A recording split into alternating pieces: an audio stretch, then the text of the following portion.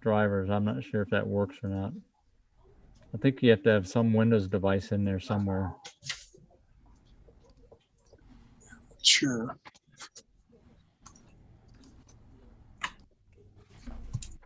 Because all Alpaca is just a network connection connector. Just a switch.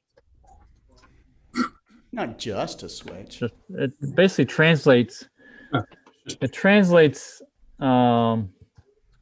network commands over into the API calls that you need for the ASCOM driver is what it does.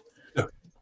So since ASCOM driver has to run on a Windows machine, you're kind of stuck with a Windows machine talking to it. Now, so so you could run if you had APT or Nina or something for Mac OS, you could connect to a telescope. You'd have to connect to the host device that serves up the telescope. That's a Windows device, basically, a Windows machine that connects it to the internet. Now, our architecture is a little bit different than that, where you can connect directly over the internet. You could have a client program running on my machine, and it would connect up directly to like Scott's PMC8 if it was set up on the network. True. So we could do that today. We could, but I'm not seeing anything as far as ASCOM able to communicate with a Mac-based software. Yeah, no, it's the only thing. The closest thing you can get is Alpaca, and you have to connect to a Windows host, I think.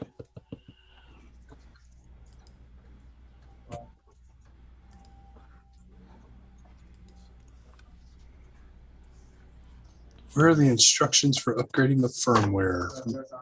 Ms. Kelly, you should know this. She's not on the forum, is she? I thought she was. Maury Kelly.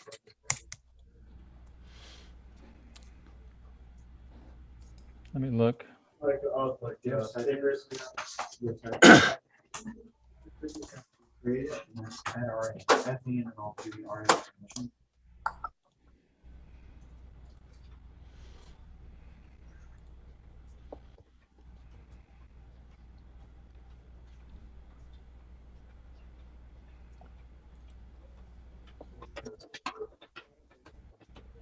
She's not on the forum. That's the thing we have to figure out is how can we... Well, it's on our website.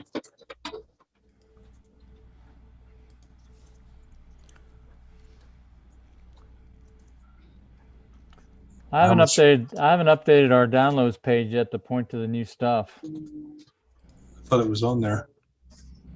No. I thought it was on the PMC8 software. Who do we got with us today? We have James, the astrophotographer. He's the first one to sign on today. He says, good afternoon. Cameron Gillis, hi everybody. Bergman Scooter, good afternoon. Cesar Brolo. Cesar's going to be our next guest host of the Global Star Parties as well. Pekka Hautala, good afternoon. Mike Wiesner. Beatrice Hines. Matter at the heart of a neutron star, the crushed remnant of a massive sun, is on the brink of becoming a black hole. For decades, scientists have wondered about the properties of that matter, the densest in the universe we can measure, and what form it takes. Now they have new insights, thanks to NASA's NICER X-ray telescope on the International Space Station. A neutron star forms when a massive star's core runs out of fuel. With nothing left to fight gravity, the star collapses. Here, protons and electrons crush together to form neutrons, as well as lightweight particles called neutrinos that escape the star. The core continues to collapse until the matter at its center has twice the density of an atom's nucleus, but on a city-sized scale. When the core can't compress further, it rebounds. the expanding core crashes into the star's collapsing inner layers, creating a shockwave that rips outward through the star. The result is a powerful supernova explosion with a newborn neutron star at its center. Scientists have many questions about neutron star physics, including how squeezable is the matter in their cores? In more squeezable models, the internal pressure and density break neutrons in the center into a sea of even tinier particles, or combinations of those particles, resulting in a squishy core and a smaller star for a given mass. In some less squeezable models, the neutrons hold up against those forces, resulting in a larger star. Scientists used NICER's precise mass and size measurements of two pulsars, a kind of rapidly rotating neutron star, to narrow down how compressible these objects are. A pulsar is so dense that its strong gravity warps nearby spacetime, allowing us to see light emitted from its far side. This distortion makes it look bigger than it actually is. The more massive the pulsar, the greater the warping and the larger it appears. Scientists measure this distortion by tracking the brightness of X-ray emitting hotspots on the pulsar's surface as it spins. They can then precisely determine the pulsar's mass and radius and obtain clues about conditions in the core. NICER used this method to analyze J0740, the heaviest known pulsar with about 2.1 times the Sun's mass. Two research groups using different approaches both estimate it's about 16 miles across. NICER's measurements of J0740 and pulsar J0030 disfavor squeezable models, where cores contain only quarks or other exotic matter. And J0740's size and mass together challenge less squeezable theories, where cores contain only neutrons. Physicists will have to develop new models, perhaps containing both neutrons and quarks, to explain NICER's observations. The cores of neutron stars represent matter's final, stable form, short of becoming a black hole. Scientists can't recreate those conditions in Earth laboratories, so NICER will continue to measure pulsars to probe deeper and deeper into the hearts of these mysterious objects.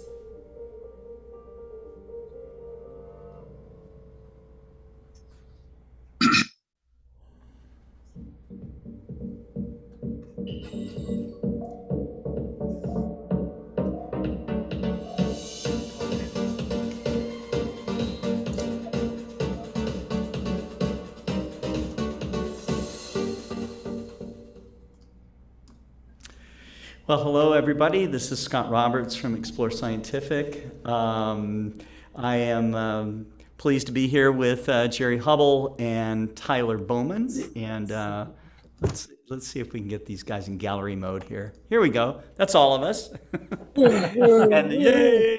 No.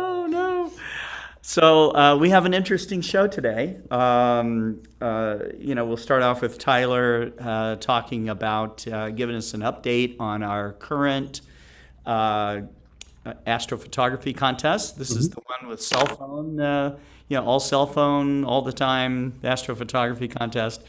And Jerry will update us on the latest going-ons at the OpenGOTO Community. But then we have like this very controversial bit about UFOs. Y'all are killing me. Unidentified flying objects. So now we'll get into this here in a minute, but anyways, for those of you that weren't listening, we're going to talk about UFOs in this program. So anyhow, you're killing me, Smalls. Okay, so Killing me. So Tyler, we'll start off with you. I do apologize for everybody's. This is what I deal with on a daily basis. Is these two shenanigans. The astrophotography contest is doing exceptionally well. We have 29 entries. I don't want to go over them quite just yet. I'm hoping for 2 months. What kind of numbers are you expecting to hit on this, Scott, for this particular one in general? You mean as far as entries go? Correct. As far as entries go. Well, I mean, it could 100? be a lot more. Oh, I mean, it always it's could be more. Pretty accessible, everybody's got a cell phone, right? And so, and we were going to allow telescope or no telescope or any kind of astrophotograph, right? Correct. And so, No holds bar. I think what will happen is as we get towards the end, our deadline, you're going to see a flush of a lot more. Yeah, I think you're correct. 30 entries so far. Not bad. It's not bad. Not bad. Been what, 3 weeks since we went live with it? Or was it? No, it's been 2 weeks since we went live with it. Okay. I think, pretty sure. I might have to check to double. Yeah, I just have to check. So more than one a day. Correct. Yeah. Exactly. Other than that, going with Jerry on this new firmware that's been with our mounts, there has been some hiccups with the ASI Air as far as getting that to communicate with our new updated firmware. So I'll have to get with some people on that side. To make it clear, we don't support that effort No. directly. It's in the OpenGOTO community that developed that the drivers for that. So we're thankful for these folks that are working on it. 100% thankful. Yeah. 100% thankful. But I know a bunch of our users use the ASI Air. So I just wanted to make sure everything works in a cohesive unit. Everybody is happy and everything works without a hitch. Well, at least we're doing our part to bring attention to it and, to help out people that are using that combination. Correct. Because I'm one of those people. Here's a question from the group about the astrophotography contest. Once we submit, how can we check our entries after they are submitted? I will get back with you on that. What is it you want to check on? Tyler though? can email you. You get feedback. That's true. You get feedback that you got that it was seen. Oh, I guess you can. that was registered. What's the gentleman or Cameron Gillis. Which one, Cameron? You've submitted 9, sir. And he has more. So which one are you pertaining to? He wants to know. He wants to know if you got all 9 of them. I'll tell you here in a quick jiffy. I just don't want no one to see what's going on. Cameron Gillis, I'm sorry, he has 6 that have been submitted. 6. That's key to getting a better chance to win is to submit as many as you can. Well, so far, Mike Wiesner has 10. Oh, that's really? Yeah. Oh. And there's an AstroPix Japan has 11. Yeah. Yeah. And he's from Japan. And that's all the entries right there? And there's one by Andrew Corkill and one by Alan. There's one. Alan? Yep. Just Alan. Alan, correct. A-Clan is what his response or his last name is. A-Clan. A-Clan. Okay. So certain amount of people have entered in. I'm hoping that there'll be a lot more as the week goes on. So get out there with your cell phones, people. Jim's Astro is saying there should be a limit. That's where the voting comes in.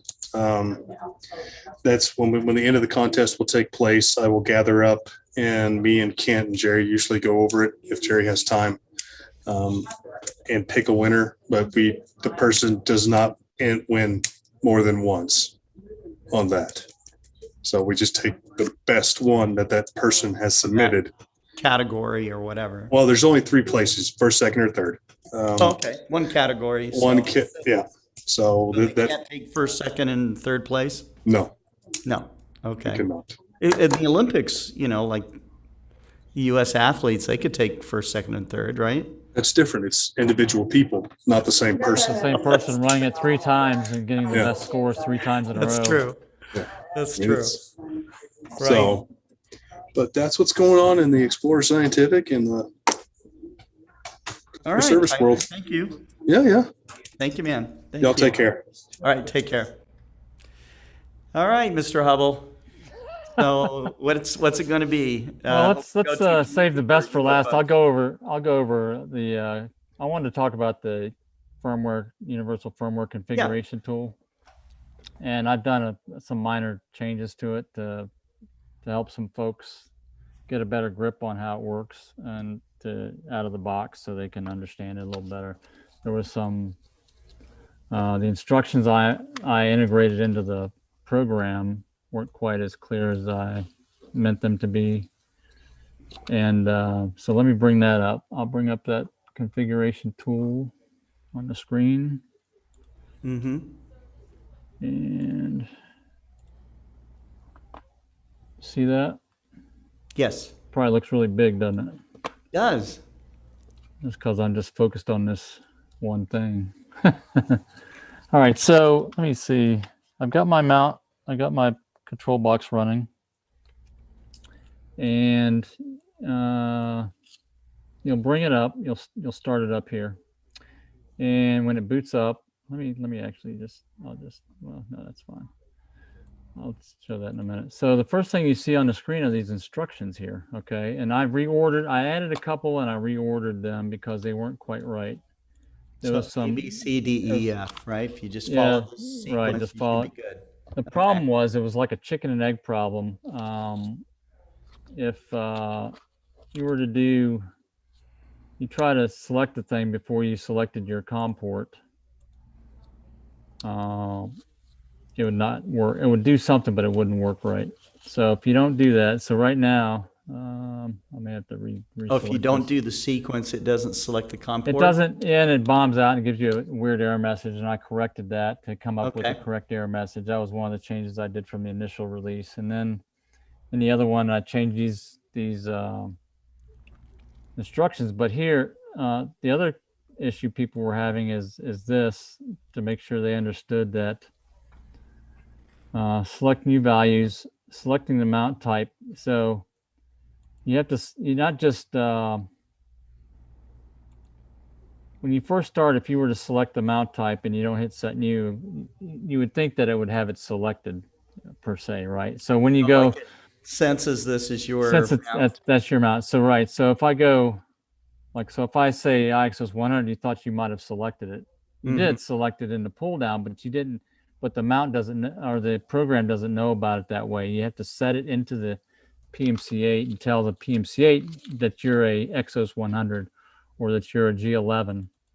The box doesn't, since this is universal firmware, it doesn't know what it is until you tell it. It couldn't know. It couldn't know, right? So that's what you first do. You set that up, and if you have and if I try to change it, like right now, it's on a G11 XOS 2 box, but if I try to tell it it's an IXOS 100, Wes McDonald is on, by the way. He says to our users who reported this issue to us. Yes. Yep. So now if I set it, let's say I select the wrong one, I set it, and watch, it's going to blow up on me and not do what I want. Of course, and this may be the, do you see that? No. What do you see? You see this error message? I don't have communications going right for some reason. I don't see a special message, no. Yeah, okay, let me try again. You see this little goofy character there? No. It bombed out on the communications for some reason. It's COM6. Get configuration. Oh, system busy. Let's see if it comes up. Maybe because you're just focused on this one screen. Well, I don't see the screen changing. Yeah, you don't see anything else. So that's right. So, of course, this is a presentation problem, right? When you got to show something. You want to demonstrate it, and so that's right. That's when it blows up. I have some classic examples of that. Yeah, let me try something else here. I'm gonna have to restart it and share it. You do not see Jerry's mouse or message. Jeff is just reminding us. Wes McDonald calls it demonstration effect. That's right. Fails. So let me try it again. I need to restart it again and then reshare it. How is it? Configuration. It just knows that. Well, the thing is, I didn't prepare for it. I just winged it. I just winged it here. I didn't even start it up until just now. Oh, I need to show this too. All right. Okay. There's something else I need to show. So I'm going to show my whole screen. Let me get rid of some other things here. So when I show the screen, it'll pop up good. All right. So let me. Wes McDonald says, my boss once told me to act not so surprised when I demonstrated something. Of course, I was surprised. What? Yeah, right. Yeah, you're supposed to like.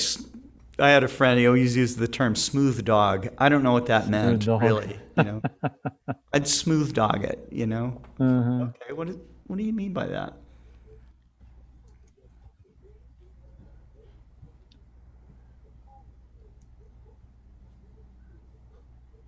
All right. All right. Now, did you see this window pop up? Yes. Okay. This is the first thing. This is another thing I added. So this reminds you that you have to, which is why I had the problem. I think you have to power up your PMC8 Yeah. prior to starting the config tool. So what this does is it comes up and tells you that, and then it gives you an opportunity. If you forgot to do that, you follow steps A, B, and then C. C is where we're at. So what I didn't do, I didn't follow my own directions. I didn't follow step C where I hit this Well, that was part of restart. the demonstration, right? Yeah, right. Exactly. That was planned. I wanted to demonstrate that error. So Look, Davey says, telling me what smooth dog actually means. He says, smooth dog is when you have a problem, but you make like it's not a problem. like you planned on it. That's part of the Yeah, demonstration. right. That's what I just did. Yeah, you just smooth dogged it. Yeah. Smooth dogged it. So now if you do have to start up your PMC8 after you've got this window up, you say, oh, darn it. You just hit this, this is a new button, restart UFCT. So you just make sure your PMC8's up and running, hit that. But I mean, doesn't it just make sense that you would turn on the thing you want to communicate with first before you try to start communicating?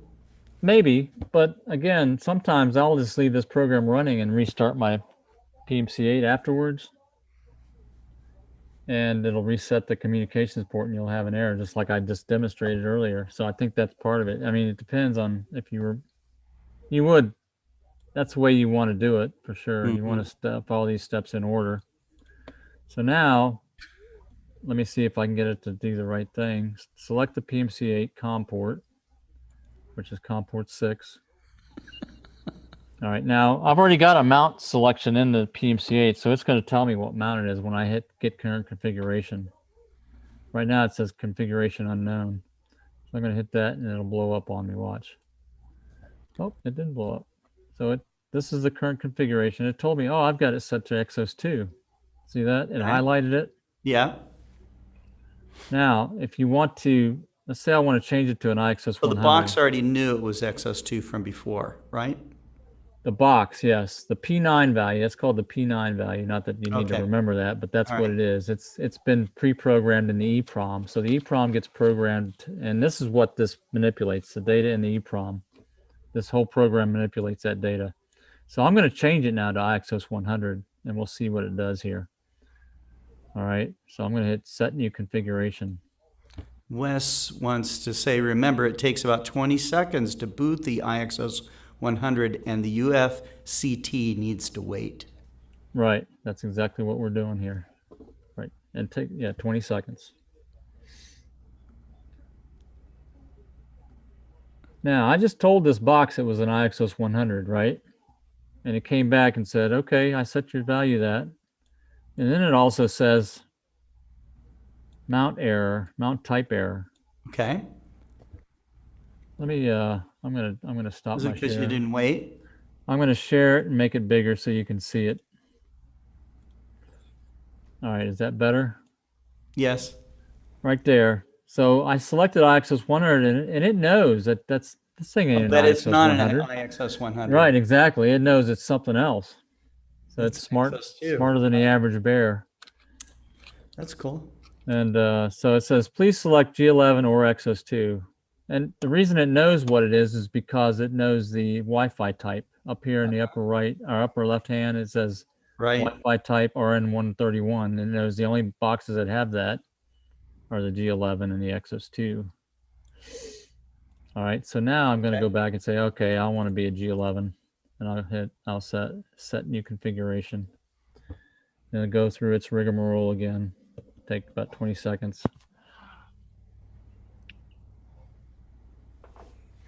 Cesar says some people find some problems with some different Windows 10 versions to connect in UDP mode.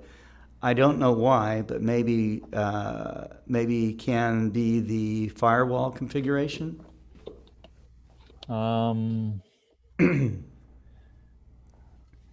Yeah, I'm not sure. Most of the variation, or pretty much all the variation you'll find when people have problems is due to their specific equipment at home, not the PMC8.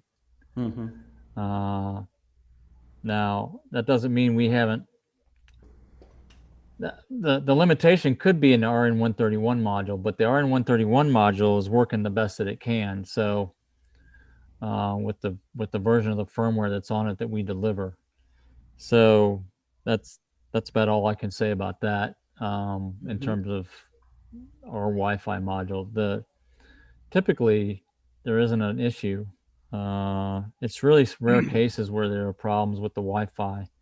Once we get everybody to get it configured right in terms of the information that they select on the driver, and Explore stars too. Wes also mentions that Windows went through a phase where it did not allow ad hoc networks, and it seems to be past now. Okay. At least my test Windows version works now. Okay, good. So let me go back and I'll wonder if this will stick on the same window. It may not. If I'd hit the restart again, I think my share might go away. We'll see here. Yeah. So I'm gonna start it. I'm gonna do the wrong thing. I'm gonna turn the PMCA off, and I'm gonna start it up again just to demonstrate that one more time. But it won't have anything to communicate to, right? Right. So it's like you've been ghosted, you know? So this window comes up, right? And let me reshare it again just to get that window up close and personal. So now I'm sitting here just like before. The PMC8's turned off. Yep. I select COM6 and I hit get current configuration. This is where Please wait. It sent out the command and it's waiting for something to happen. Please wait. I think this goes on for 5 times or something. The white zone is for loading and unloading only. And this is what people have run into some, where their cable is not right or their connection is not valid, and they'll come and this is early on. They say, "All I get is busy. Please wait." It never does anything. It just it doesn't connect. It doesn't come back with anything. So that's why I changed the instructions. Didn't turn on the. Right. That was that issue. That's why I changed the order of the instructions. Okay. So now let me go ahead and turn it on. Cesar says the population of PMC8 mounts, especially the IXS 100, is growing in popularity in Argentina. That's good. That's good. Yeah. We love it. We got quite a. I mean, we got whole Southern Hemisphere operation. It's cool. Yeah, that's nice that people are getting it to work out there. All right, so I turned it on and I hit get current configuration. I don't know why it's repeating it every 5 seconds. I think that's part of the timer that is going out and finishing up. All right, so it finished. So that's how that works. Or it didn't work. One of the features I don't know that I mentioned before is this show motor currents. So if you're interested in changing the motor currents, for each type, you're limited to a range of motor currents that you can set either the slew or the track mode to. You see that? The slew or track. And so this tells you what the range is, the range limits. For the G11, you can set it anywhere from 600 to 1300 milliamps. And both of them can be set to 1300. So if you put it at 600, you're saving your battery. If you go to 1300, maybe you're pushing more weight or something. Yeah, you're pushing, or so the way one of the best use cases I can think of for this user setting for the motor currents for the slew is, and even for the track, is that, let's say you need to adjust the mesh on your worm and wheel, and you don't want to do it because you're in the middle of an imaging run and you start to hear this ratcheting because the mesh needs to be adjusted. Yeah. You can boost the current to get over it for that session. I see. Or any session after that until you adjust it. This would just be because maybe you didn't balance it right, or? No, the balance could be good. It's just that the worm needs to be adjusted. It's too tight in a certain area, and it's too much torque required to move the mount.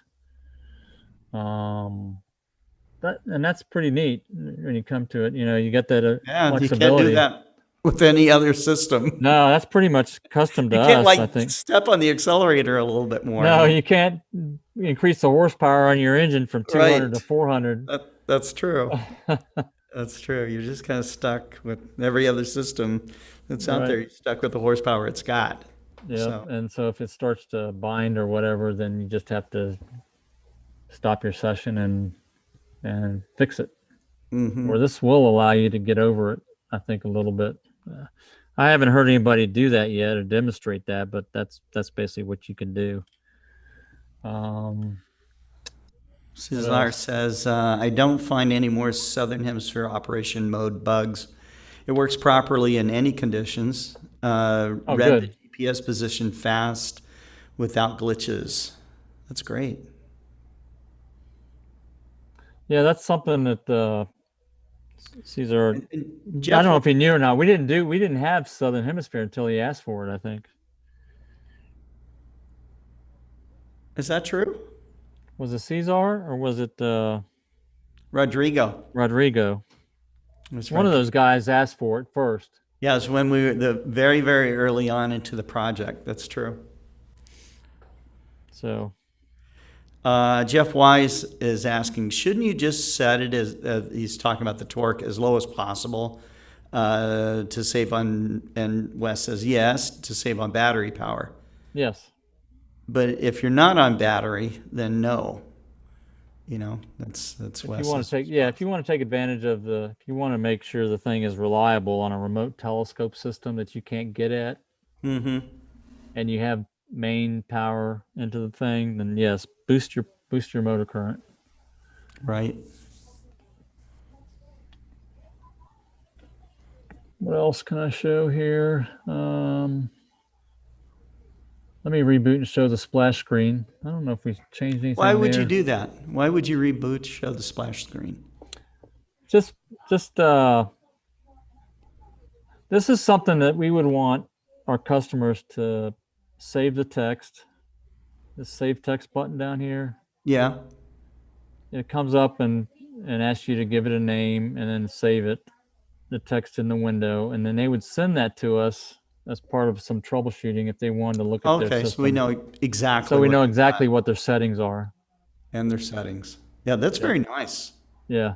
That's almost like airline black box stuff right there. That's right. Cool. Yeah.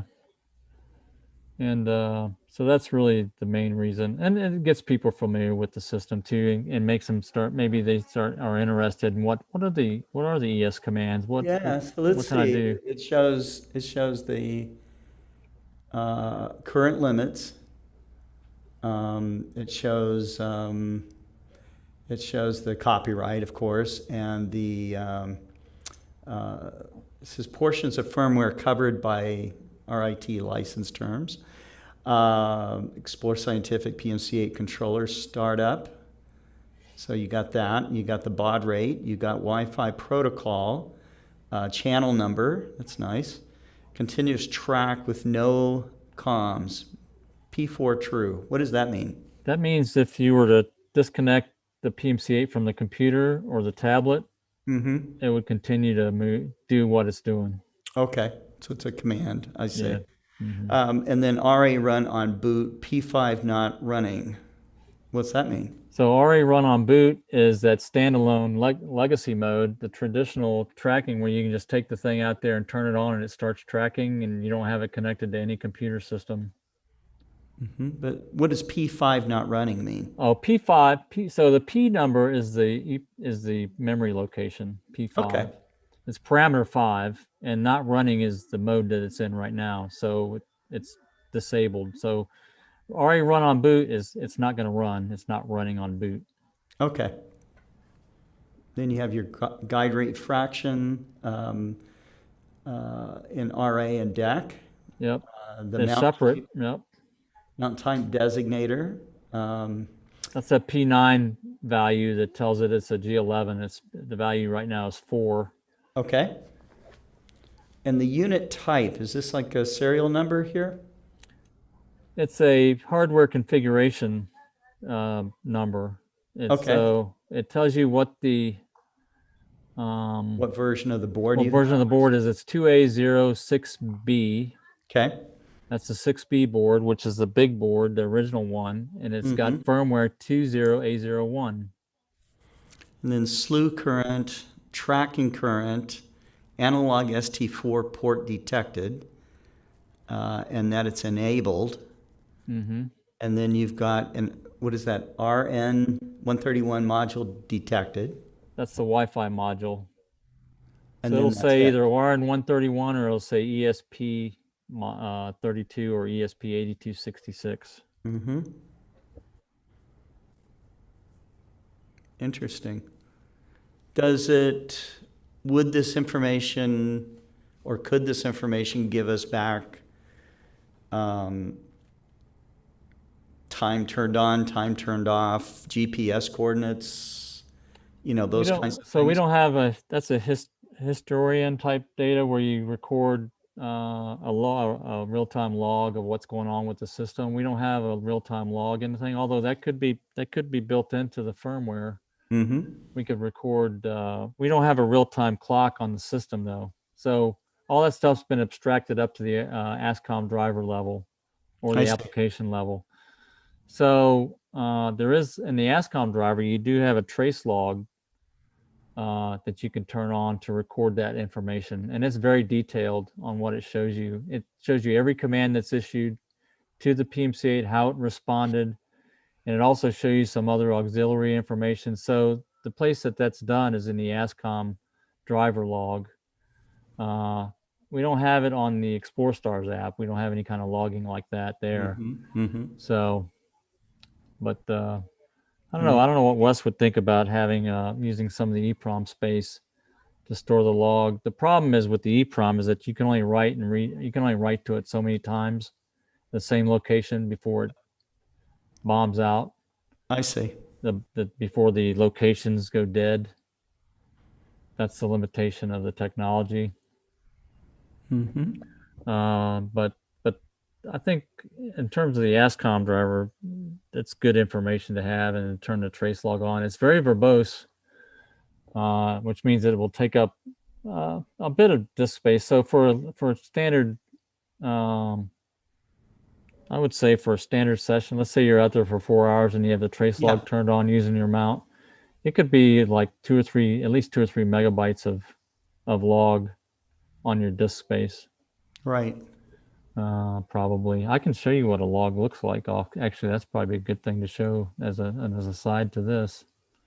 Well, that log would be coming from ASCOM or from... Yeah, it's an ASCOM. So it's in the driver, but it's built into the driver that I made to log different events.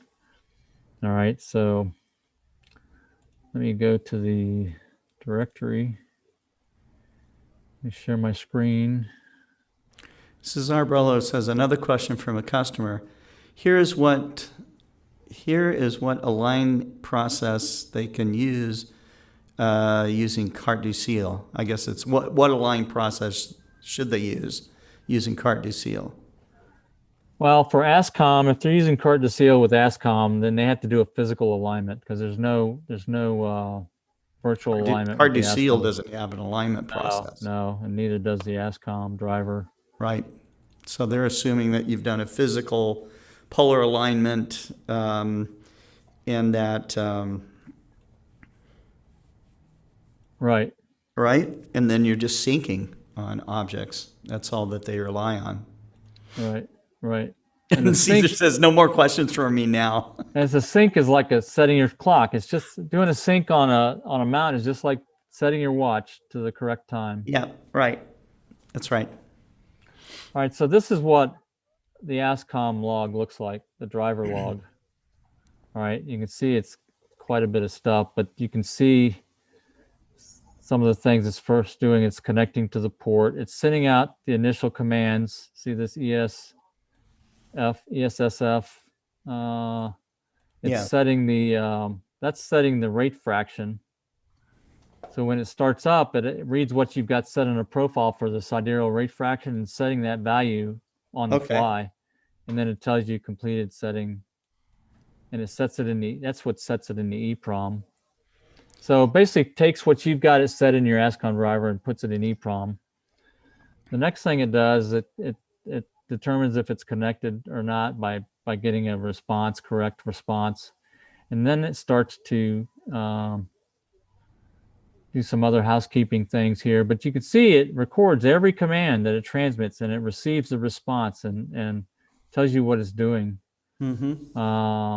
And then, so this is another one, determined and set park position, park status equals true, so and then it's got it's got some information about the driver. Oh, wow. And what the supported actions are on the driver, Mm-hmm. what it can do, what you can do with it. And then at that point, it starts to, It looks like it's logging everything. yeah, it logs in everything. And see, it's got millisecond timestamps here. It's got timestamps to the millisecond. What else can we see? So can you have like, do you have to look at this file after the fact, or can you see it populating live as You it's can, happening? it'll update live. So what you have to do is there's no way to refresh it on like I'm looking at it with Notepad. There's no Yeah. way to refresh it with Notepad, but what you have to do is you just close the file and then you reopen it. I see. And then you have to scroll to the bottom to see what the latest I see. information 'Cause is. it's just writing. It's just writing. It's just writing to the file, I right? see. Right, exactly. It makes sense that it would be on your computer side, so we're not having to build in some sort of giant mega memory. Well, so that's the thing. It would take a lot of space, and it wouldn't record that much data because we can only access so much space on the and the firmware side. Right. So, but this you can see. Well, I can show you. Like that log. Let's see how long. That's 1.5 megabytes. Let's see what. So this is from 07:59, and time-wise 7:59 in the morning to that was only 15 minutes, and it recorded 1.5 megabytes of data. It's a lot more than I thought. So that's 15 minutes worth of log. It's about a meg every 10 minutes, it looks like. That's cool. It's like a pilot's log or something. Very Yeah. cool. I like it. Great. And so is there any more questions or anything? Does There's comments I've been reading as we've been going along here. Wes have anything to add? He says, show us how to turn on the logging in the driver setup in the driver setup screen, Jerry. Okay. Let me get back, share it. So I'm going to use Poth to bring up the ASCOM setup program.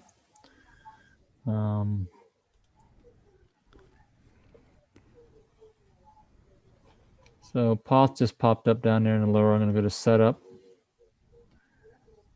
All right, can you see the driver? Yeah. So there's a bunch of tabs here, and you want to go to turn a trace log on, you go to miscellaneous, and you see trace on right there.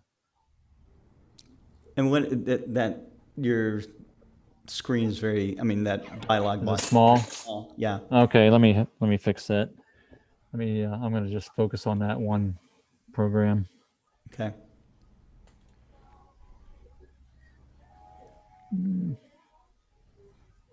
Well, let me do that. Huh.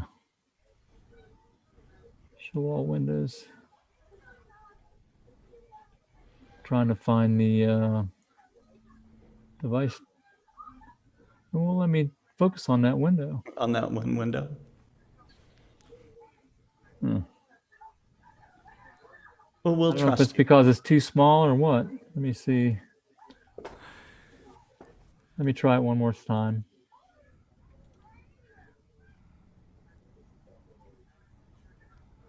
Well, crap.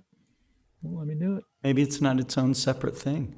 It's maybe, well, maybe it's just too small for it to, maybe it doesn't want to enlarge it that big. I don't know. Don't know. That's really odd, It's worried about the resolution. It'll display it at, I guess. I guess. Yeah. Anyway, Anyhow, if you go to looks the, like you go to that last tab, you click if you go on to it, the you last enable tab, it. it's miscellaneous, and then you'll see the checkbox there. It says trace on. Yeah. Very cool. Very cool. Mm-hmm. Maybe a little boring, but you know, important stuff, guys. So Yeah. If the logs are great to look at. There, if you start looking at the logs, you'll start to understand how the thing works, and you'll be able to troubleshoot more effectively. Yep, that's right. If you're having something weird going on with your mount, why did it do this or why did it do that? As long as you note the time, you'll be able to search the log and find it in the log and say, okay, this is what it was doing This at the is time. what happened. Yep. Yeah. Right. Mm-hmm. Excellent. All right, Jerry. So You're gonna save the best for last here. yeah, You ready to go on to that? Yeah, we have cracked the code of all the cover-ups somehow, or finally the U.S. military is coughing up more or admitting more or something, right? About that's unidentified right. flying objects, UFOs. Yep. So let me bring it up here. You know, you can see how scared we are, okay, about this. Yeah, We're all just like going, yeah. I'm gonna sell they my said they're house and real. move up to the Okay. mountains. I'm gonna move Right. up to the mountains. I mean, you'd think people would be screaming, running down the streets, you know, with their hair on fire or something. Right. Pentagon gearing up to reveal what they know about UFOs to the world. Right. Yep. Former head of the Real. Advanced I mean, what is Aerospace this? Threat. What is this report? Who's reporting this? This is Tweaktown. Oh, Tweaked. Well, that's a reliable news organization. Well, right? but they refer to the New York Times. So Okay, New York I don't know Times. if you trust them either, but that's the way it is. So former head of the Advanced Aerospace. Tweaktown. Yeah, I think the Pentagon would push back on this if they didn't like it. I don't know. Maybe not. Maybe they don't care, or maybe guys out to take care of them. I've got a couple of theories that I'll talk about here after I read this. All right. Former head of the Advanced Aerospace Threat Identification Program, Pentagon, acknowledged the reality of UFOs June reveals. So they're going to put out a report that's due to be this group, this UFO, this actually it's not UFO, it's the unidentified, what's it called? UAPs, unidentified aerial phenomena group. It is required by law to put out a report every year or every 6 months that what they're doing and what they're finding. Okay. The first one's coming out in June, apparently. So that's where this talking about. So Louise Elizondo, the former boss of Advanced Aerospace Threat Identification Program and newly minted whistleblower, they call him a whistleblower because he's just telling us that UFOs are real, I guess, said that his team worked out of a secretive fifth floor inside the Pentagon C ring. Elizondo spoke exclusively with the New York Post, telling them that a blockbuster document revealing many more details. It's not the New York Times; it's the New York Post. New York Post in this regard, but there's also references to the New York Times and other articles. revealing many more details about UFOs is coming in June. So he says, I think the government has acknowledged the reality of UAP. I think they all want answers, and I think they're all willing to ask the hard questions, which means I guess they're gonna take it seriously. So Take it seriously, I guess. So let's go look at those bullet points there. Okay. Yeah, these are other articles that are out there. Pentagon on UFOs. They are off. This is interesting. They actually say they are off-world vehicles not made on this Earth, which is really the blockbuster headline or the clickbait, however you want to look at it. All right. And then Pentagon confirms existence of UFOs and these. Now, see, they keep using the term UFOs. Everybody knows UFOs exist because they're unidentified. That doesn't mean they're aliens. That doesn't mean anything, right? UFOs well, the top there it says it is, right? UFOs are just UFOs not made on this Earth. Yeah, I guess so. The ones they're talking about. Right.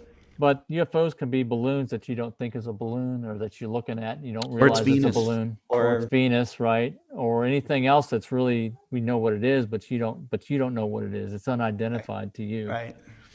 So that's why that's a misnomer. But anyway, so this is the blockbuster headline right here. They are off-world vehicles not made on this Earth. And the other thing is, this is another interesting statement. If you're Elizondo talked about UAPs that are capable of flying 50 foot above the surface of the Earth, or up to 80,000 feet in the sky, and even submerging into the depths of our oceans. And he says, this is the thing. Nothing the military has that isn't something secret. That's the key thing. That isn't something secret, right? That isn't something secret is capable of anything like that. So they say, basically says, nothing the military has is capable of anything like that. That's not secret. That's not secret, right? Yeah. So that to me, but if it is secret, it is secret, right? Maybe they're going to admit that we have secret stuff that can do this. That's what I think it is. It's not that it's aliens, it's that it's secret stuff that can do this stuff. So, and they say this isn't a silly conversation. See, this is another thing. This is a conversation about someone somewhere displaying beyond next generation technology in our controlled airspace. And there's not a whole lot we can do about it. So that's kind of an ambiguous statement also. Yeah. Is it Russia, China? Is it us? I don't know. I think I need a lot more information, a lot more credible sources, to... Right.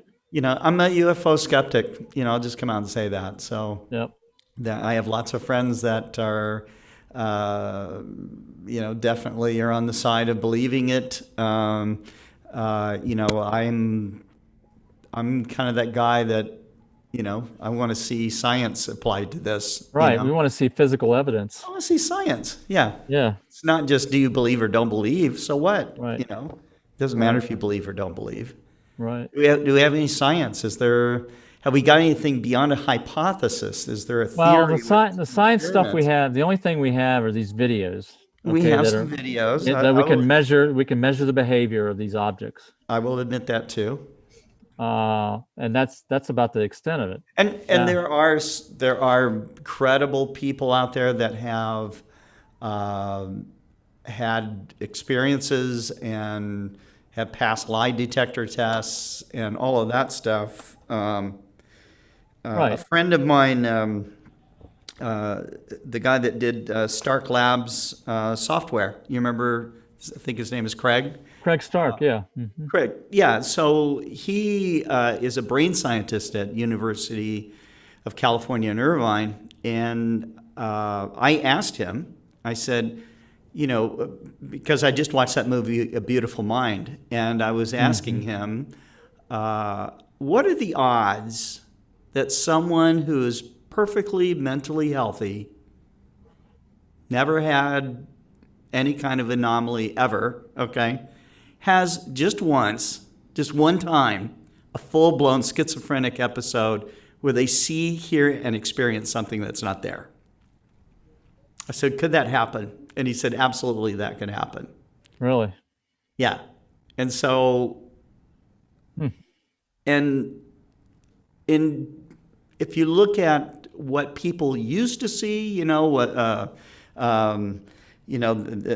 would scare the living daylights out of people were demons and devils and, that kind of thing, people with horns and. That's the way they interpret it. That's right. That's the way they interpret what Yeah. they're seeing. And so where are those guys, where's that anymore? I will be the very, very first to think that there's life throughout the universe like cockroaches, okay? But that, I just think that, odds have it that there's life out there.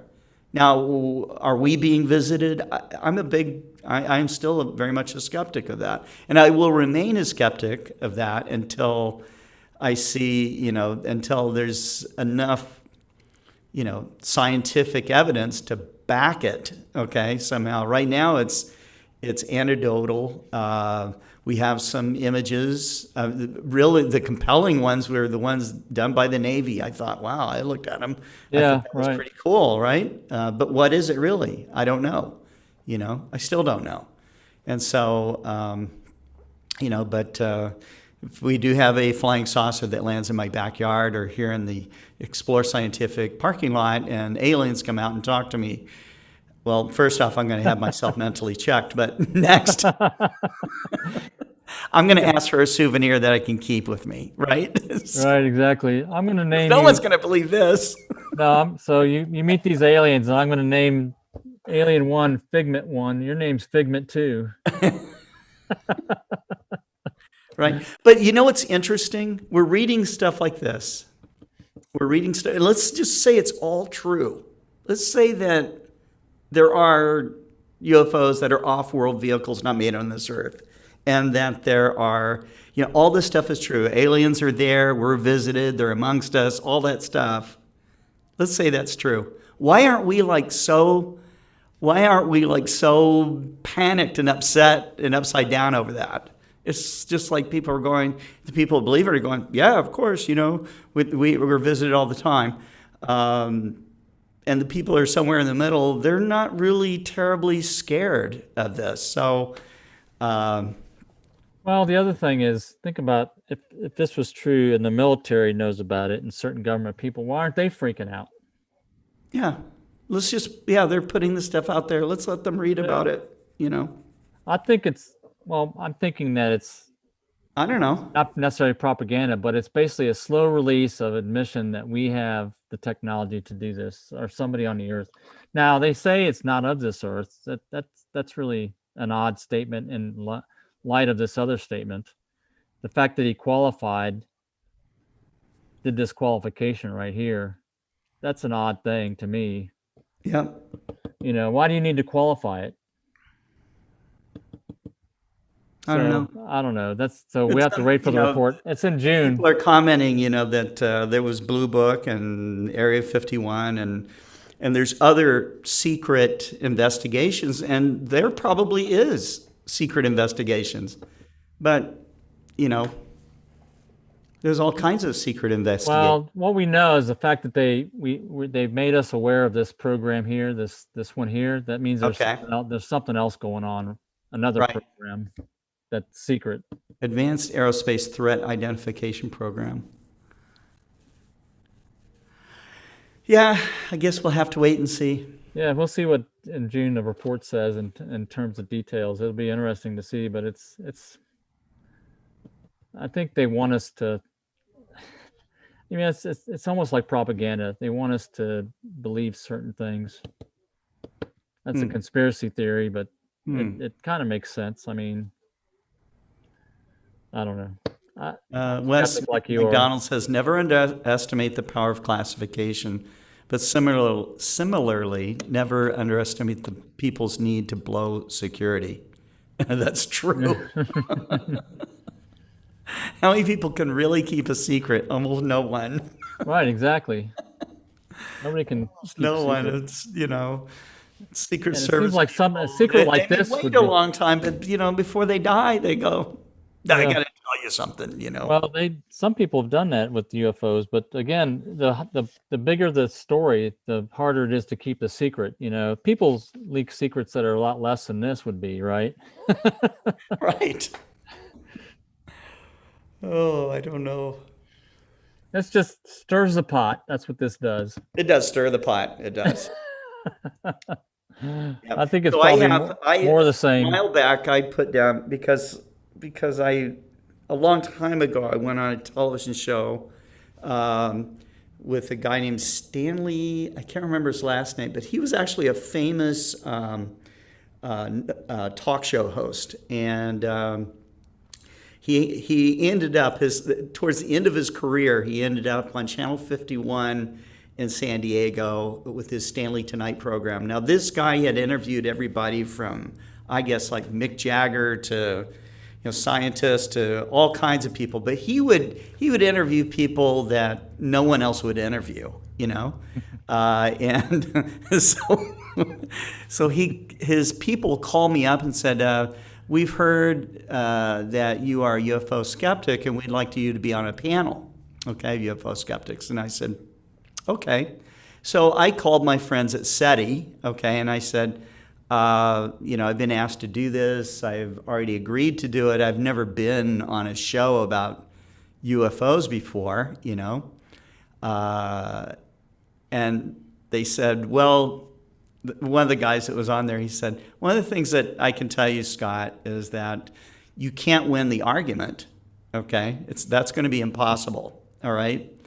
And he said, it's more belief-based than it is science-based, And so anyways, I go on the show. Guess what, Jerry? I'm the only guy on the panel. Oh, yeah? It's a live program, all right? And the Unarian Society comes, all right? Mm-hmm. And this is no disrespect to the Unarians, but, they were, some of them were kind of, there was guys there that said he could hear them in his head. There were abductee stories going on, and I think that the leader at that time, this is in the 1980s, the leader, there was a woman, her name was Ruth, and so if you look up Unarian Society, they're based out of California, they'll refer back to her. She's already passed on, but she was supposed to take all of the followers to meet with Space Brother, okay? On an Enclave of Light event, and so apparently they didn't make that transition. So they're still out there though, and but I really felt like I was in kind of a crazy situation, because I didn't want to be disrespectful, but at the same time I just wanted to say. And I did say this at the end. I said, you know what? And they sang songs. They talked about Space Brother and everything. And people were like in my face. The show host wanted to actually kind of start a fight or something. Oh, yeah, that's Jerry Springer. Right. And I said, so they talked about this abduction, and he pushes the mic in my face. He said, what do you think about that, Scott? And I said, I think that she sounds scared, okay? But I said, I think what we have here is that you guys, the Unarian Society, has a religion, okay? And you're not the scientists that you say you are. Right. That went over like a lead balloon. Yeah, I imagine. Okay? And that's good. Yeah, so that's all I could say. Well, you found the root cause of their situation. Yeah. But, of course, I might be all proven completely wrong in 6 months, where they produce aliens and spacecraft that they've captured. And Space Brother or whatever it's called. Space Brother's there and all the rest of it. And I've been an idiot the entire time saying, I don't think so. That's great. It'd be different. Yeah. We need some more excitement, right? After COVID. After COVID. Life after COVID. That sounds like a good TV You know, one of the show. things I can tell you, the audience here, my experience in amateur astronomy has been filled with stories. And it's not been dull, not 1 second of it. So That's you've had that career experience where you're dealing with everyday people all the time. And I've been isolated at the nuclear plant dealing with everybody's the same, same right, mindset, same everything, So we're a bunch of pod people at right. the nuke plant. Maybe you guys are all the aliens that we don't know Yeah, about. maybe. So Yep, we're all I the don't same. We think yeah, the same. yeah. Anyhow, well, you guys have a great night tonight, and we will be back. I'll be back tomorrow, and Scott will try to use a microscope again. Actually, I've been having That's the fun. third It's time. it's been like Cameron Gillis talking about the journey, So I'm going through a journey myself as a rank beginner using a microscope, and I decided to broadcast it. So, but it is fun, and I'll tell you what. Some of the things, I mean, those things that I have in my little jars over there do look like aliens from another planet. So, Yeah. all right. So we'll see you guys tomorrow with Microcosmos. And until that time, if it's clear wherever you guys are, I hope you're getting out to see the stars and maybe making some images, maybe taking some cell phone images of the sky, And we will see you mañana. So take care. Bye-bye. And good night. Good night.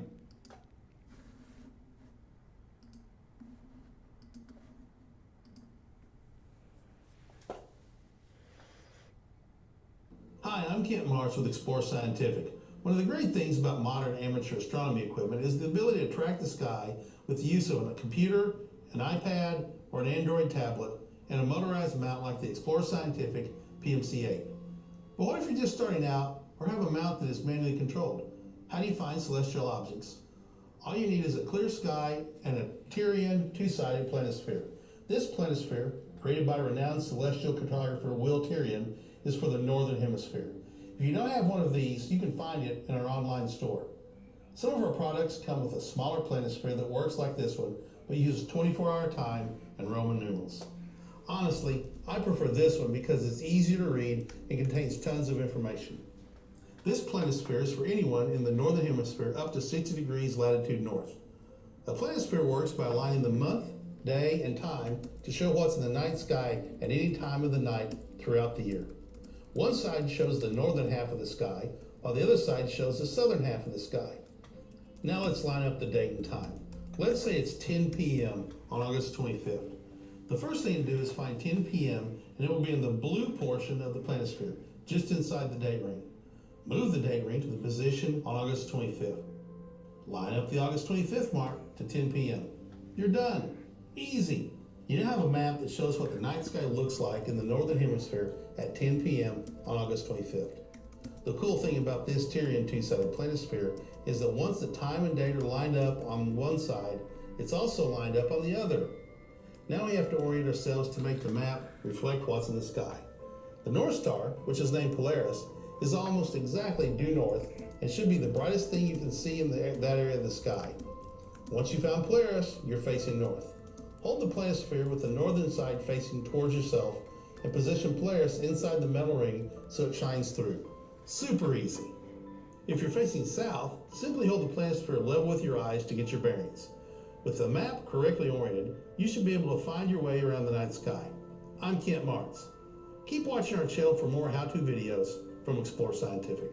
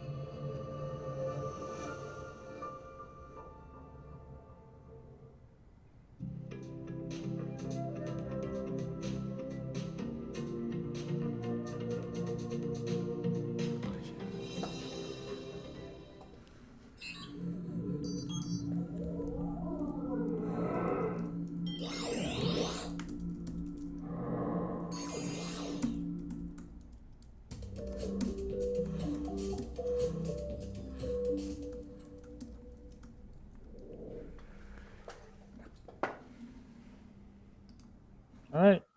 Good night. Good night. Talk to you later.